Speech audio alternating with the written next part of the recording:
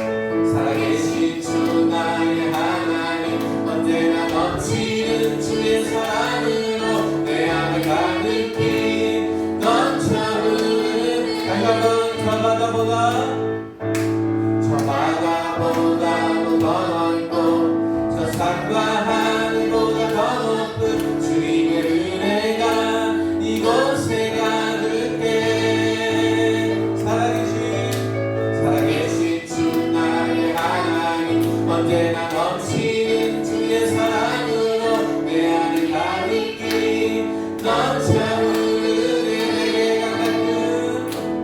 내게 강 같은 평화, 내게 강 같은 평화, 내게 강 같은 평화 넘치네. 내게 강 같은 평화, 내게 강 같은 평화, 내게 강 같은 평화 넘치네. 저 바다보다 더 넓고 저 산과 하늘보다 더 높은 주님의 은혜가 이곳에 가득해. 살아계신 주 나의 하나님, 언제나 넘치는 주의 사랑으로 내 안을 가득히 넘쳐 흐르는 내게 강 같은 평화, 내게 강 같은 평화, 내게 강 같은 평화 넘치네. 내게 강 같은 평화, 내게 강 같은 평화, 내게 강 같은 평화 넘치네. 내게 바다 같은 사랑, 내게 바다 같은 사랑, 내게 바다 같은 사랑 넘치네. 할렐루야. 내게 바다 같은 사랑, 내게 바다 같은 사랑, 내게 바다 같은 사랑 넘치네. 바다보다 넓은 주님의 사랑, 저 바다보다 더 넓고 저 산과 하늘보다 더 높은 주님의 은혜가 이곳에 가득해. 살아계신 주 나의 하나님, 언제나 넘치는 주의 사랑으로 내 안에 가득히 넘쳐 흐르네. 샘솟는 기쁨, 내게 샘솟는 기쁨, 내게 샘솟는 기쁨, 내게 샘솟는 기쁨 넘치네. 내게 샘솟는 기쁨, 내게 샘솟는 기쁨, 내게 샘솟는 기쁨 넘치네. 내게 강 같은 평화, 내게 강 같은 평화, 내게 강 같은 평화, 내게 강 같은 평화 넘치네. 내게 강 같은 평화, 내게 강 같은 평화, 내게 강 같은 평화 넘치. 바다 같은 사랑, 내게 바다 같은 사랑, 내게 바다 같은 사랑, 내게 바다 같은 사랑 넘치네. 할렐루야. 내게 바다 같은 사랑, 내게 바다 같은 사랑, 내게 바다 같은 사랑 넘치네. 샘솟는 기쁨, 내게 샘솟는 기쁨, 내게 샘솟는 기쁨, 내게 샘솟는 기쁨 넘치네. 내게 샘솟는 기쁨, 내게 샘솟는 기쁨, 내게 샘솟는 기쁨 넘치네. 할렐루야. 우리 안에 주님의 사랑과 주님의 평화와 주님의 기쁨이 넘치는 줄을 믿습니다.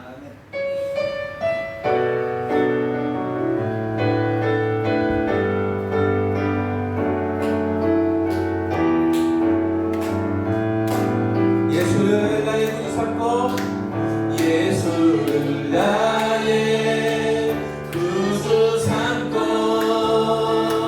성령과 비로소 거듭나니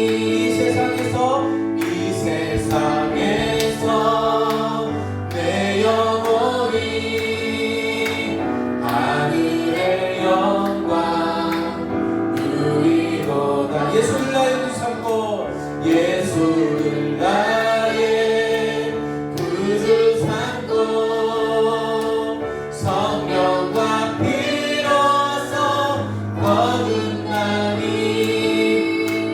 이 세상에서 내 영혼이 하늘의 영광 누리로다. 이것이 나의 간증이요 이것이 나의 산소 인생. 나 사는 동안 끊임없이 구주를 찬송하리로다. 온전히 주께 맡긴 내 영 사랑의 음성을 듣는 중에 천사를 왕래하는 것과 하늘의 영광 보이로다. 이것이 나의 간증이요 이것이 나의 찬송일세. 나 사는 동안 끊임없이 구주를 찬송하리로다. 주 안에 기쁨 누림으로 마음의 풍랑이 잔잔하니 세상과 나는 아무것도 없고 구속한 주만 보이로다. 이것이 나의 간증이요 이것이 나의 찬송일세. 나 사는 동안 끊임없이 구주를 찬송하리. 예수를 나의 구주 삼고 성령과 비로소 거듭나리. 이 세상에서 내 영혼이 하늘의 영광. 3절로 갑니다. 주 안에 기쁨 누리고 주 안에 기쁨 누림으로 마음의 풍랑이 잔잔하니 세상과 나는 한것 없고 구속한 주만 보이로다. 이것이 나의 간증이요 이것이 나의 찬송일세. 나 사는 동안 끊임없이 구주를 찬송하리.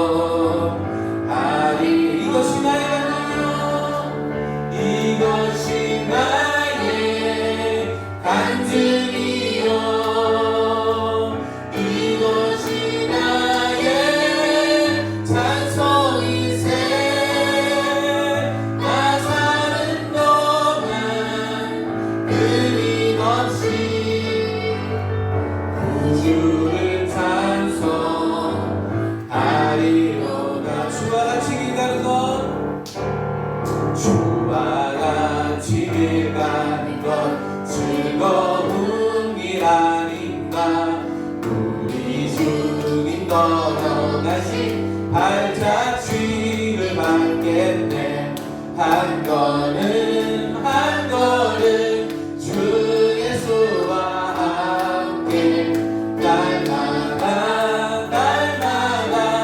우리 걸어가오나니.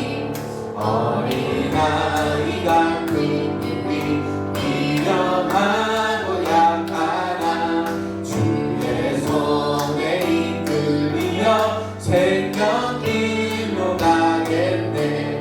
한 걸음 한 걸음 주 예수와 함께 날마다 날마다 우리가 한 걸음 한 걸음 한 걸음 한 걸음 주 예수와 함께 날마다 날마다 우리 걸어 꽃이 피는 들판이나 꽃이 피는 들판이나 험한 골짜기라도 주가 인도하는 대로 주와 같이 가겠네.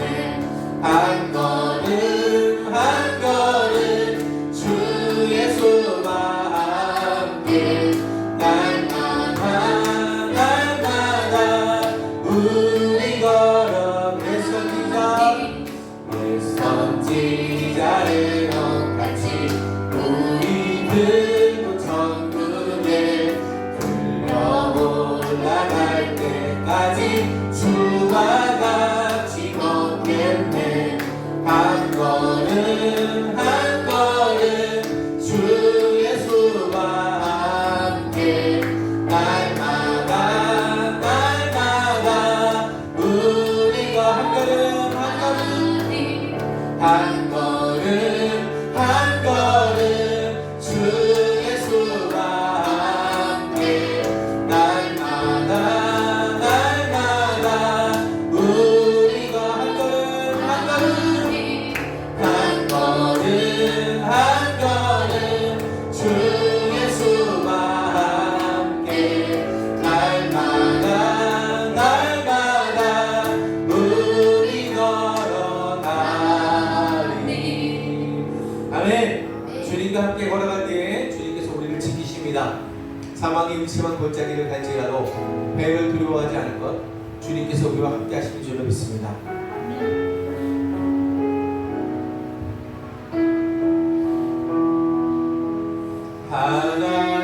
하나님은 너를 지키시는 자, 너의 우편에 그는 되시니 낮의 해와 밤의 달도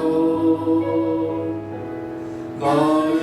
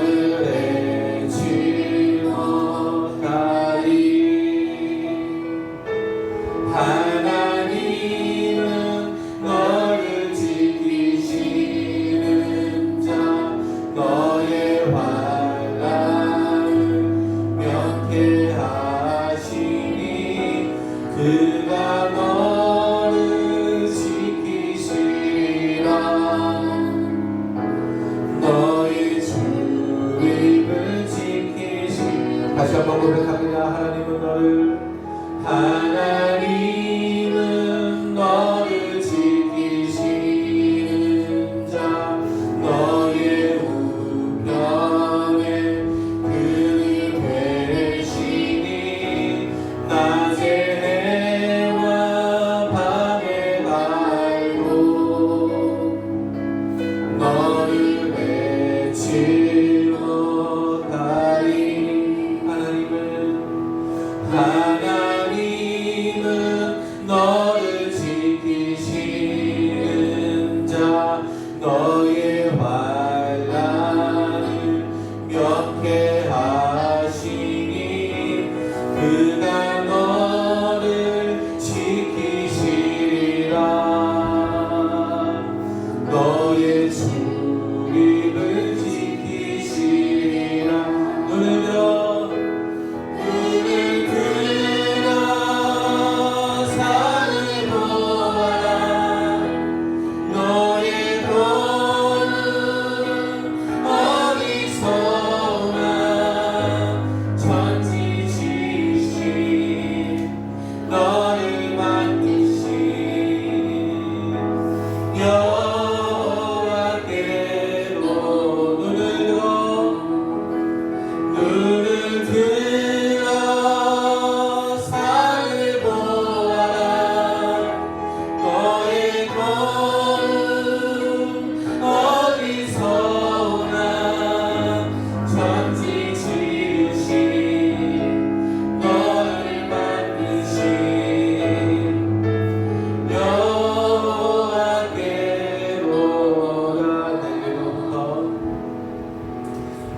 내게로부터 눈을 들어 즐거움이 시작할 때 주의 일을 보겠네. 내 작은 마음 돌이키사 하늘에 크게 하네. 주님을 볼 때 내게로부터 눈을 들어 즐거움이 시작할 때 주의 일을 보겠네. 내 작은 마음 돌이키사 하늘에 크게 하네. 주님을 볼 때 모든 시선은 주님께 드리고 살아계신 하나님을 느낄 때 내 삶은 주의 역사가 되고 하나님이 일하기 시작. 모든 시선은 주님께 드리고 살아계신 하나님을 느낄 때 내 삶은 주의 역사가 되고 하나님이 일하기 시작하네. 성령이 나를 변화시켜 모든 두려움 사라질 때 주의 일을 보겠네. 황폐한 땅 한가운데서 주님만 알게 되리. 주님을 볼 때 모든 시선은 주님께 드리고 전능하신 하나님을 느낄 때 세상은 주의 나라가 되고 하나님이 일하기 시작. 우리의 시선을 살아계신 모든 시선을 주님께 드리고 살아계신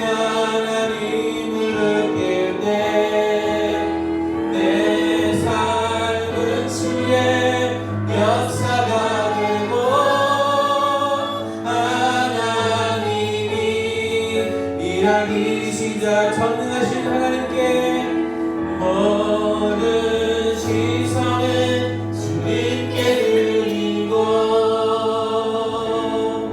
전능하신 하나님을 느낄 때 세상은 주의 나라가 되고 하나님이 일하기 시작하네. 우리 함께 기도하겠습니다.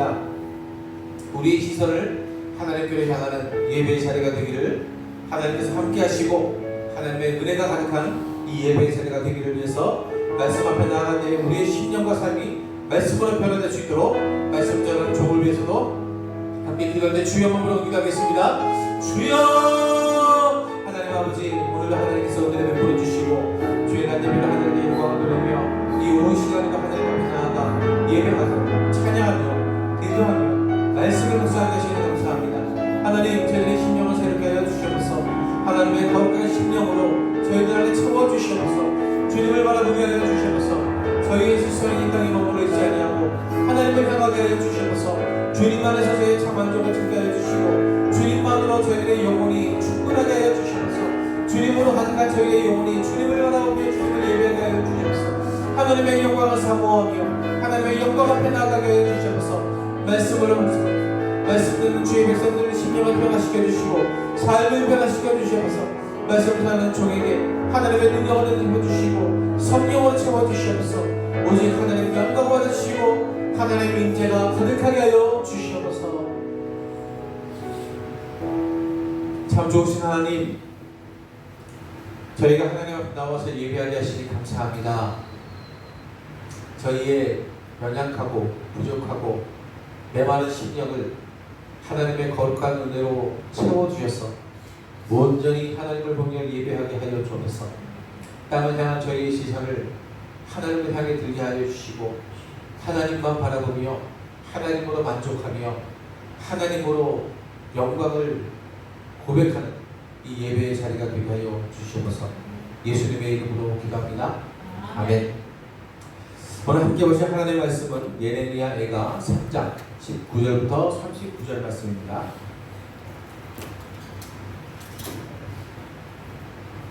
구약성경 1146쪽 예레미야 애가 3장 19절부터 39절 말씀.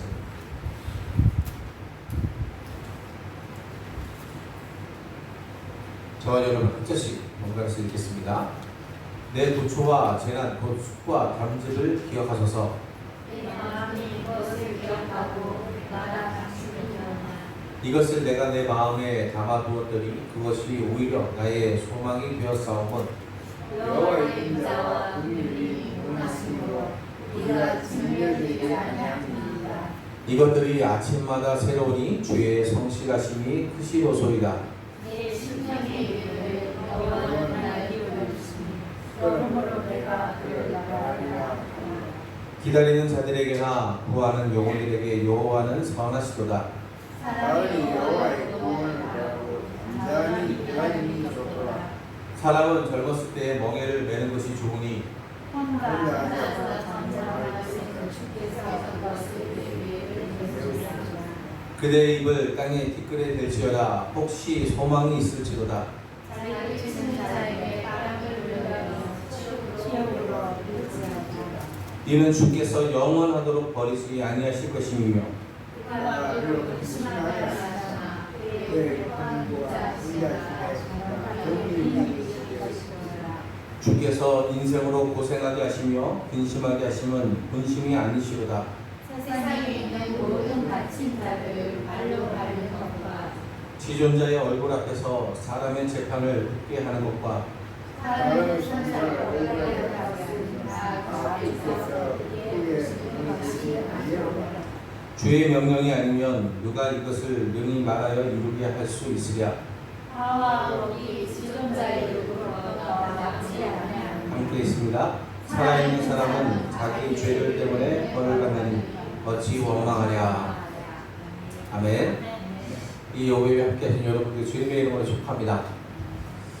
새벽 기도회 때 말씀드린 적이 있습니다만 예레미야 애가의 독특한 특징 중 하나는 본문의 구성 방식이 히브리어 알파벳 배열로 이루어져 있다는 거예요. 이게 논리적으로 기록한 서술한 문장이 아니라 히브리어의 알파벳을 첫 머리 글자로 하는 시라는 겁니다. 마치 우리 삼행시 같은 거 지을 때에 운율을 띄워주면 그 뒤에 쭉 내용을 붙이잖아요. 그것처럼 히브리어 알파벳 하나를 딱 앞에 놓고 그 말로 그 알파벳 철자로 시작하는 문장을 만들어서 시를 지은 거죠. 논리적인 전개가 아니라 운율에 따라 내용을 전개했기 때문에 사실 매끄럽게 이어지지 않는 부분들이 많이 있습니다. 그래서 읽다 보면은 조금 이해하기가 난해한 부분들도 많이 있죠. 알파벳 순서를 살린 이런 시의 표현이 3장에 특히 잘 드러나 있어요. 3장은 3절씩 묶어가지고 하나의 하나의 알파벳이 이 3절의 내용에 해당이 됩니다. 그래서 총 22개의 알파벳으로 66절까지 구성이 되어 있죠. 이 3장에 보면은 저자의 시점에도 변화가 있습니다. 1절부터 39절까지는 1인칭 단수 나라는 표현을 사용해요. 그리고 40절부터 47절까지는 1인칭 복수 우리가 되겠죠. 그리고 48절부터 66절까지는 다시 1인칭 단수 나라고 표현을 합니다. 이렇게 저자가 1인칭 단수로 소개되는 1절부터 39절까지 내용에서는 이 저자의 절망적인 상황, 탄식, 이것이 굉장히 깊어요. 거기에서부터 시작해서 여호와 하나님께서 회복시켜 주시기를 원하는 그런 갈망으로 이 내용이 전개되어 갑니다. 이 내용을 보면은 여기에서의 시인이 비관적인 상황 속에서도 여전히 소망은 하나님에게 있다, 여호와에게 있다 이렇게 의심하지 않고 궁극적으로 여호와를 신뢰하자, 여호와를 바라보자 이렇게 스스로 결단하는 그런 내용이 기록이 되어 있습니다. 어제 새벽 기도회 때는 1절부터 18절까지 내용을 살펴봤는데 어제 우리가 묵상한 그 본문에서는 밝은 내용이 없어요. 하나님께서 구원으로 인도하신다기보다는 어둡고 침울한 내용, 하나님의 징계와 심판으로 인해서 받는 고통, 아픔, 눈물 이런 내용이 가득합니다.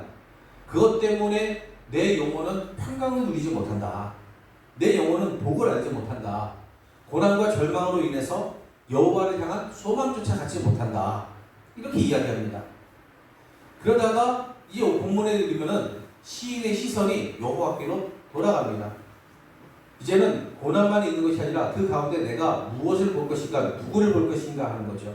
절망적인 현재의 상황을 소망으로 바꾸어 줄 수 있는 것은 어디에 있는가? 바로 여호와 하나님에게 있다. 그 여호와 하나님의 인자와 긍휼만이 지금의 절망적인 상황을 소망으로 바꿀 수 있다는 거예요. 인자와 긍휼, 이 인자와 긍휼은 언약 관계죠.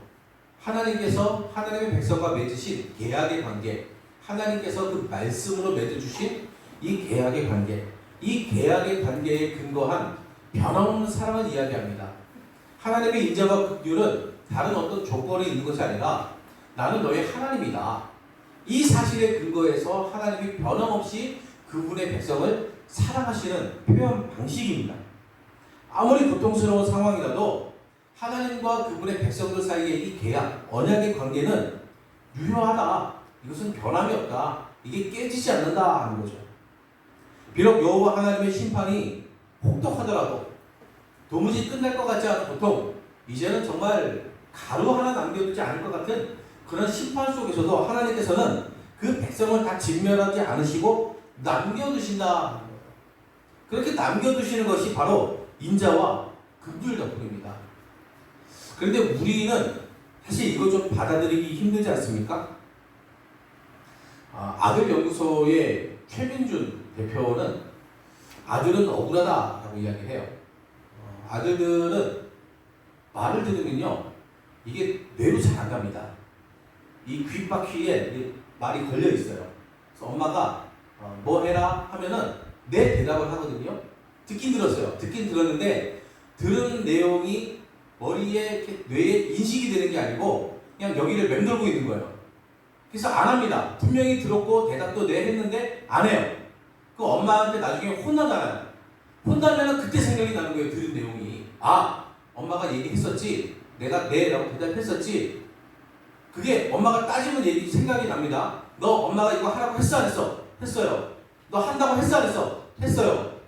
근데 왜 맞은 게 억울하죠? 본인이 의도적으로 뭘 안 한 건 아니에요. 엄마 말에 불순종해야겠다. 내가 엄마 말 듣나 봐라. 이런 거 안 한 건 아니거든요. 분명히 한다고 한 것 같은데 안 했어요.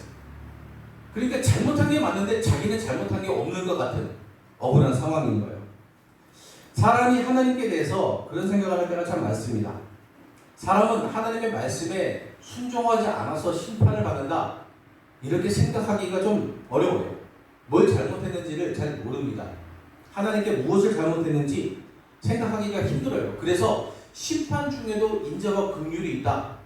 이걸 받아들이기도 힘든 거예요. 억울하거든요. 하나님의 심판은 무조건 억울해요. 하나님이 나를 과하게 대하시는 것 같아요. 내가 뭘 잘못했다고 나한테 이러시나 그런 생각이 들어요. 그러다 보니까 그 안에 인자와 긍휼이 있다는 것을 우리는 이해하기가 힘들죠.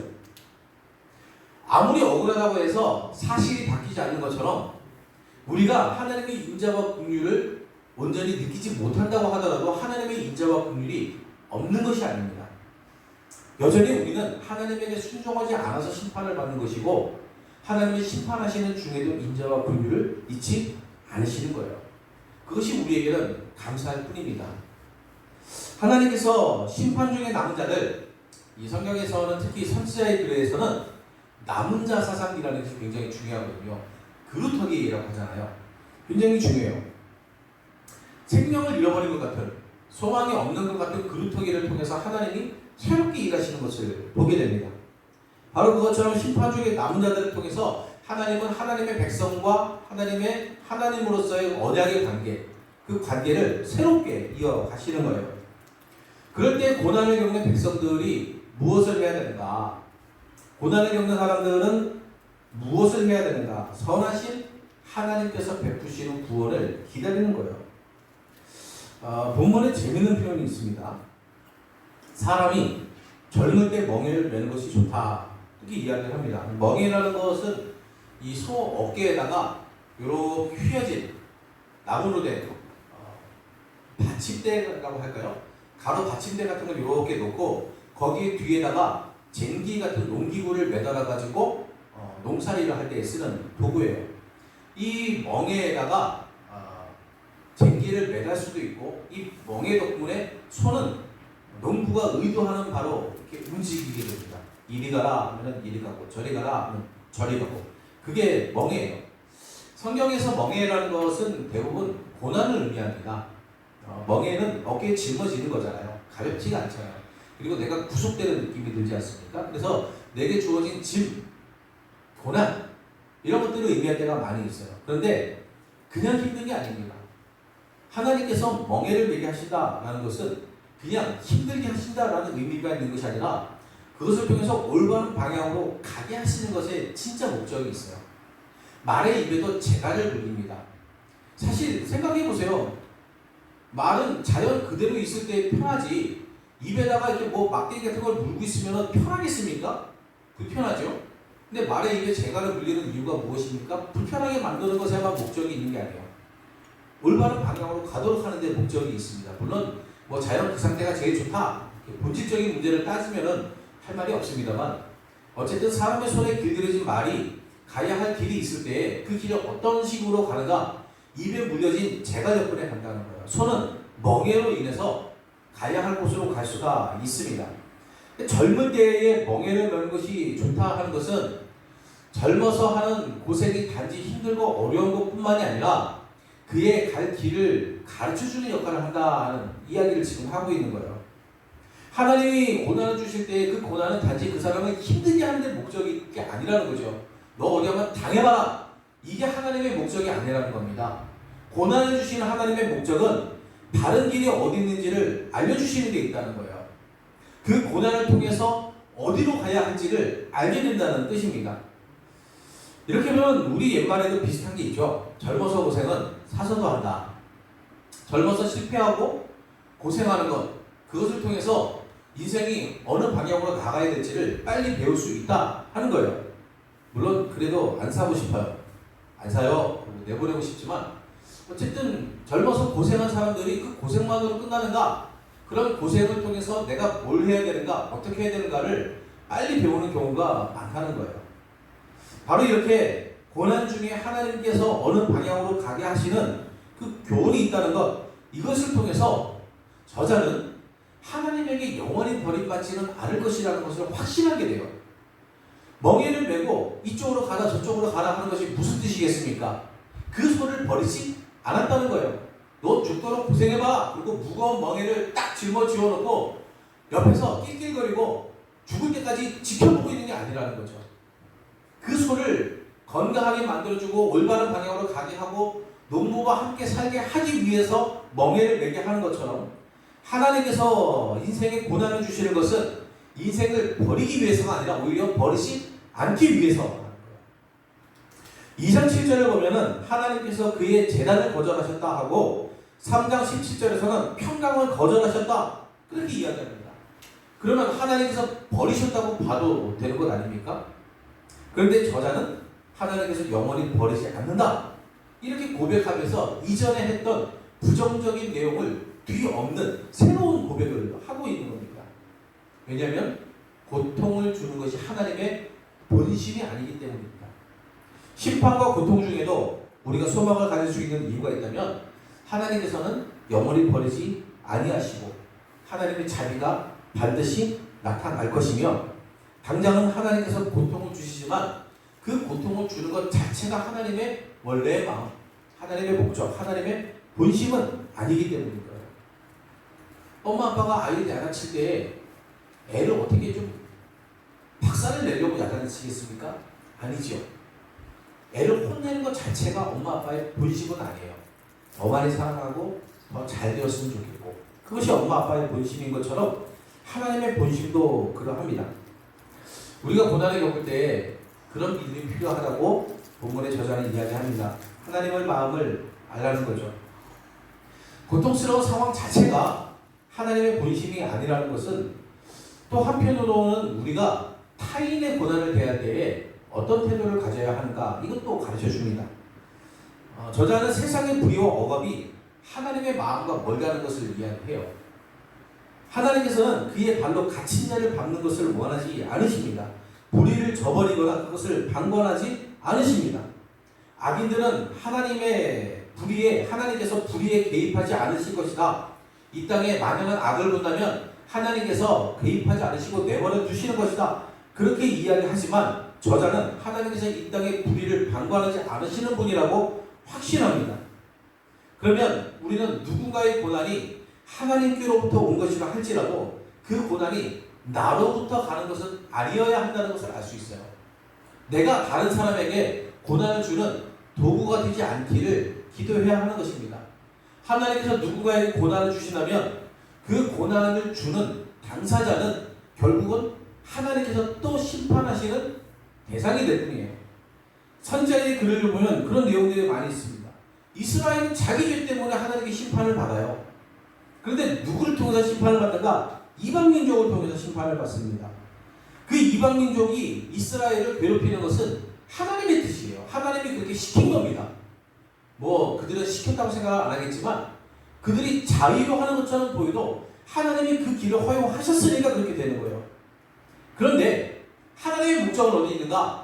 이방인들을 통해서 이스라엘을 심판하는 것 자체가 하나님의 목적이 아니라 그 과정을 통해서 이스라엘이 깨끗하게 되는 것이 하나님의 목적이에요.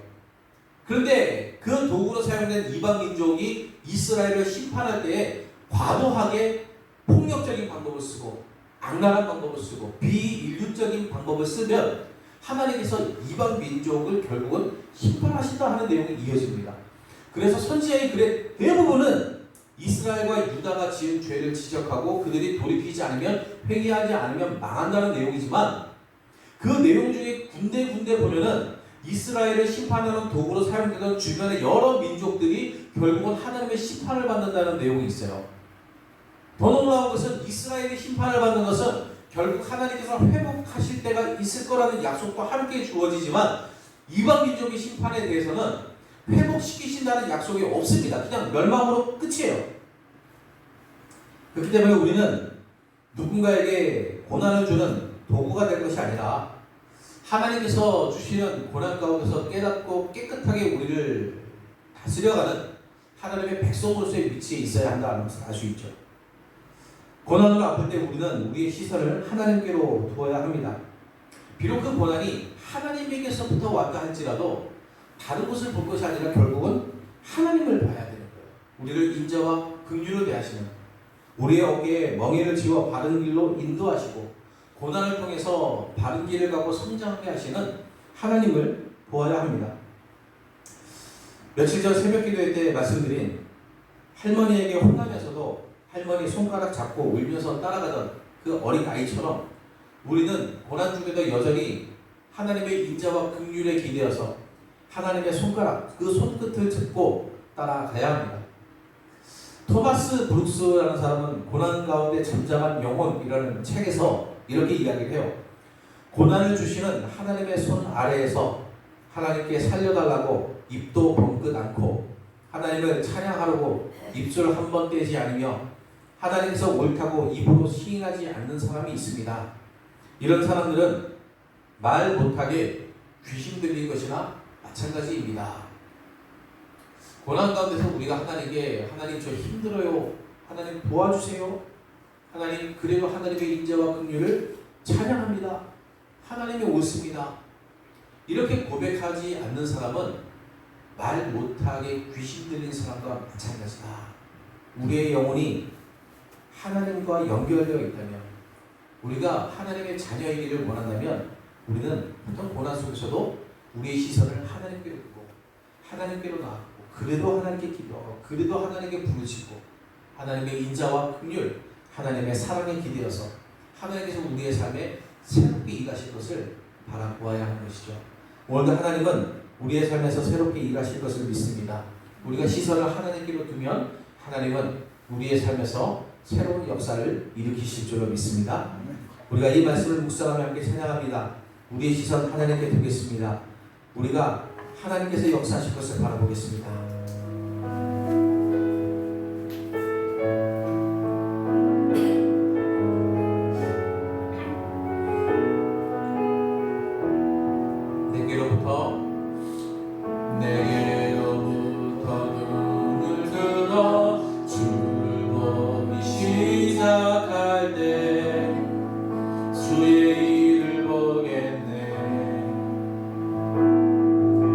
내 작은 마음 돌이키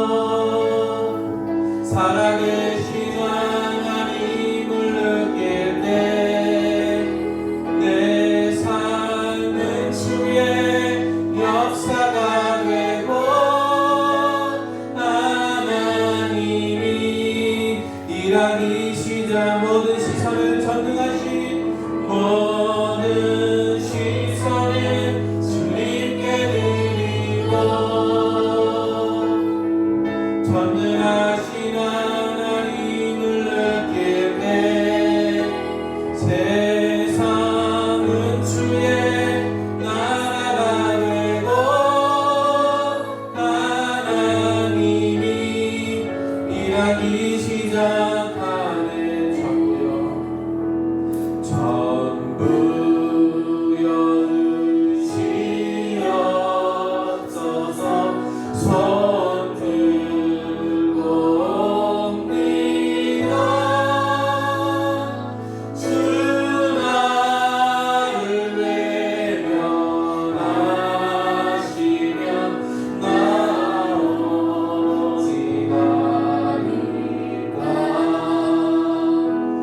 내 죄를 씻기 위하여 피 흘려 주시니 곧 회개하는 마음으로 주 앞에 옵니다. 전부터 계신 주께서 영죽을 죄인을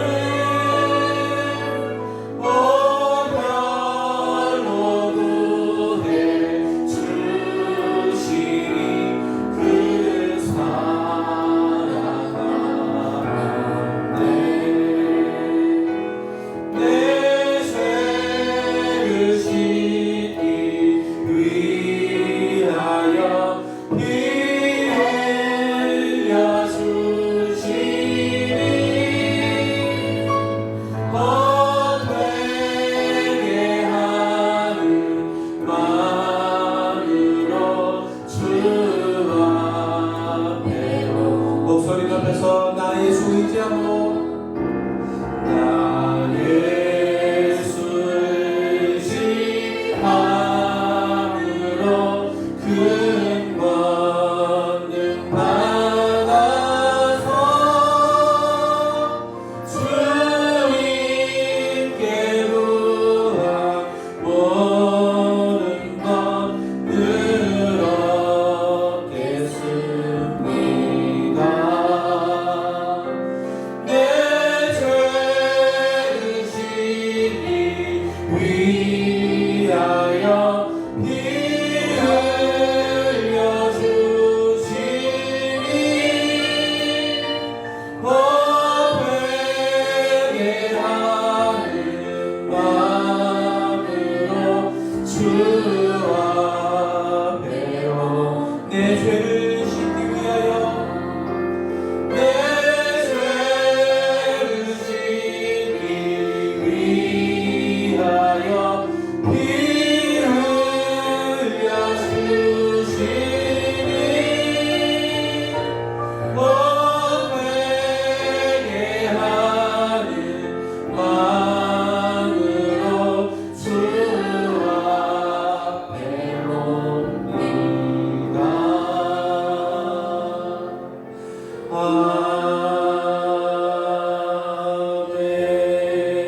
아멘. 우리 함께 기도하겠습니다. 우리의 삶이 평안할 때든 고난으로 가득할 때든 우리의 시선은 하나님께 두어야 합니다. 비록 고난 중에도 인자와 긍휼로 우리를 새롭게 하실 하나님을 바라보며 우리의 죄를 회개하고 새로운 마음으로 하나님께 나아가기를 결단하며 주여 한번 부르고 기도하겠습니다. 주여! 하나님 아버지, 오늘도 하나님께로 나아갑니다. 하나님의 은혜를 바라보며 나아갑니다. 하나님의 은혜만이 저희의 삶의 법이기 때문에 나아갑니다. 고난 중에도 인자와 긍휼로 돌보시는 하나님, 저희들을 징계하시고 고통을 주시는 것이 하나님의 본심이 아니라는 그 말씀을 기억하며 나아갑니다. 하나님께서 저희에게 저희를 새롭게 하시며 저희와의 언약의 관계를 새롭게 저희를 이름이 세우시는 하나님이신 줄로 믿습니다. 하나님, 이 믿어 가지고 주님께 나아가게 해주시면서 평안할 때든 고난이 있을 때든 언제나 시선을 하늘에게로 돌며 나아가게 해주시면서 땅에 있는 시선을 저희들의 내면에 머물러 있던 이 모든 시선을 하나님을 향해 들게 해주시고 오직 저희들의 삶을 인도하시고 은혜를 채우시는 하나님을 바라보게 하여 주시면서 주님 안에서만 청평하고 누리게 하시고 주님 안에서만 인생의 값을 찾게 해주시고 주님 안에서만 삶의 만족을 누릴 수 있도록 하나님 오늘도 함께하여 주시옵소서. 인자와 긍휼의 하나님, 평안할 때는 저희가 잘한 것 같고 고난 중에는 하나님을 원망하는 것이 어리석은 저희의 인생입니다. 언제라도 인자와 긍휼로 저희를 대하시는 하나님을 보게 하옵소서. 고난 중에도 하나님을 향한 시선으로 하나님께서 일하심을 보게 하옵소서. 예수님의 이름으로 기도합니다. 아멘. 주님 가르치신 기도로 마치겠습니다. 하늘에 계신 우리 아버지여, 이름이 거룩히 여김을 받으시오며 나라가 임하시오며 뜻이 하늘에서 이루어진 것 같이 땅에서도 이루어지이다. 오늘 우리에게 일용할 양식을 주시옵고 우리가 우리에게 죄 지은 자를 사하여 준 것 같이 우리 죄를 사하여 주시옵고 우리를 시험에 들게 하지 마시옵고 다만 악에서 구하시옵소서. 나라와 권세와 영광이 아버지께 영원히 있어옵나이다.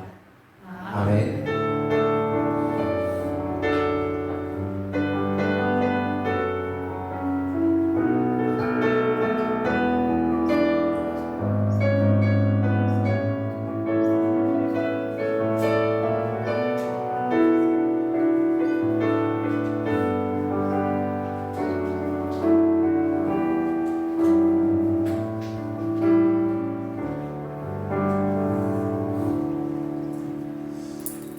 오해를 하셨습니다. 믿음 안에 평안하시길 바랍니다.